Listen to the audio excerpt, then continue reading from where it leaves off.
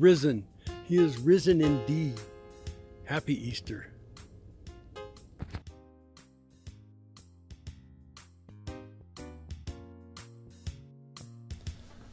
Later, Joseph of Arimathea asked Pilate for the body of Jesus. Now Joseph was a disciple of Jesus, but secretly because he feared the Jewish leaders. With Pilate's permission, he came and took the body away. He was accompanied by Nicodemus, the man who earlier had visited Jesus that night. Nicodemus brought a mixture of myrrh and aloes, about 75 pounds. Taking Jesus' body, the two of them wrapped it with spices in strips of linen. This was in accordance with the Jewish burial customs.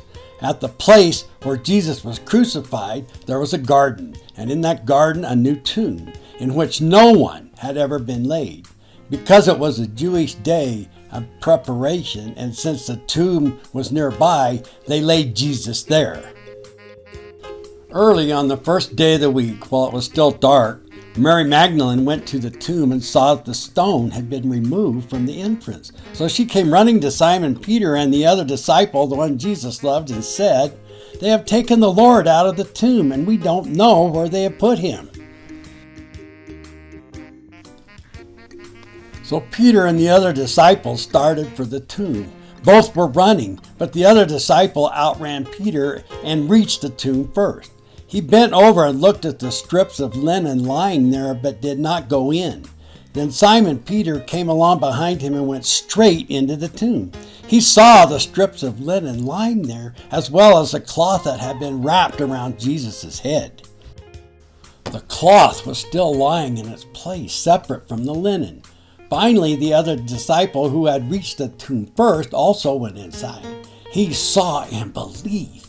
They still did not understand from Scripture that Jesus had to rise from the dead. Then the disciple went back to where they were staying. Now Mary stood outside the tomb crying, and as she wept, she bent over to look into the tomb and saw two angels in white seated where Jesus' body had been, one at the head and the other at the foot. And they asked her, "Woman, why are you crying?"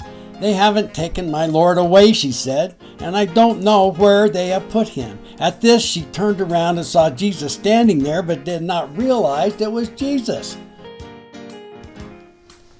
He asked her, "Woman, why are you crying? Who is it you're looking for?" Thinking he was the gardener, she said, "Sir, if you have carried him away, tell me where you have put him, and I will get him." Jesus said to her, "Mary." She turned toward him and cried out in Aramaic, "Rabboni," which means teacher. Jesus said, "Do not hold on to me, for I have not yet ascended to the Father.